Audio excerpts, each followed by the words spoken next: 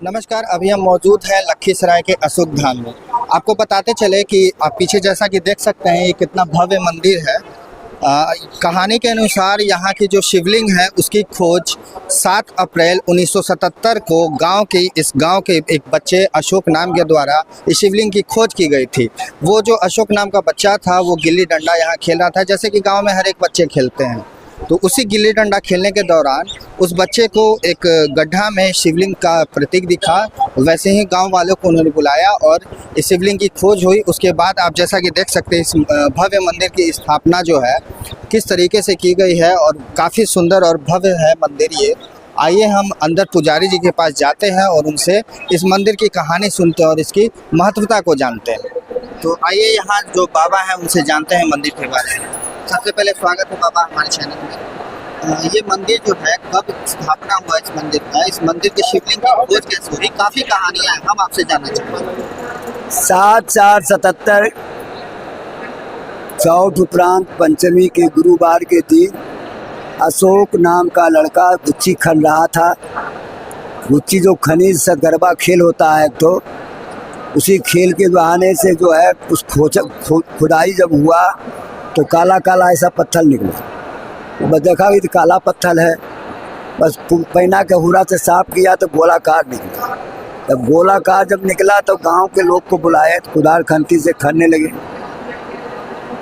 उसके बाद उसी दिन जो है कमेटी बनाए। उस दिन मात्र बाबा का 11 रुपया चढ़ावा हुआ। उसी दिन से बाबा का विख्यात हो गया।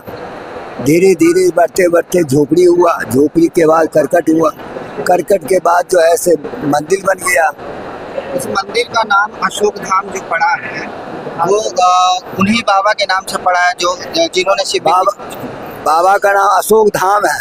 बाबा का नाम है बाबा इंद्र दमनेश्वर महादेव। कहा जाता है ऐसा इतिहास में कि ये मंदिर पहले भी मौजूद था, किसी न किसी कारणवश जो है ये मंदिर बहुत पुराना मंदिर है, इसका कोई लेखा जोखा नहीं है। बहुत पुराना मंदिर है। इसमें रानी पद्मावती 152 तालाब पर स्नान करती थी। शायद वही पूजा करते थे कि राजा इंद्रदमन। उसके बाद जो रानी पद्मावती जो स्नान करती थी 152 पुरैन के पत्ता उस दिन डूब गया और वो चले गए जगन्नाथपुरी।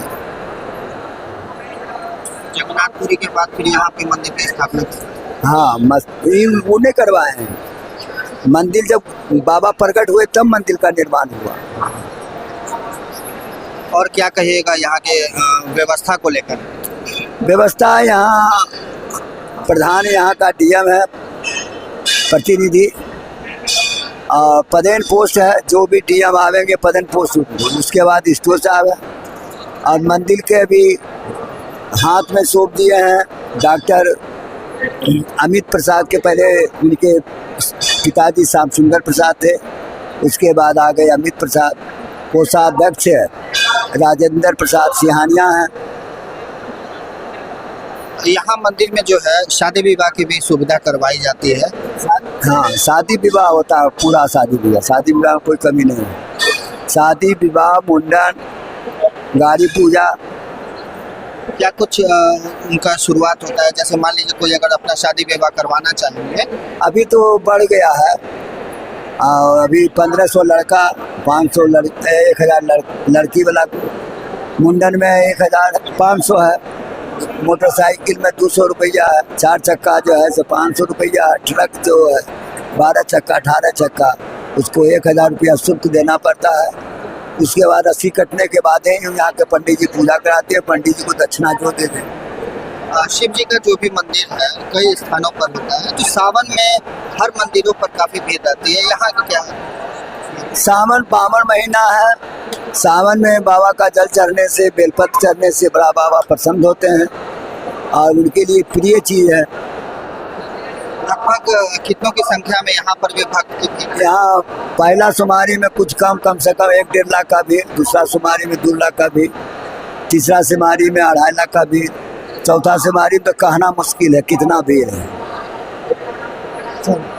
तो ये थे हमारे साथ यहाँ अशोक धाम के पुजारी, और इन्होंने आपको मंदिर के बारे में विस्तार पूर्वक बताया है।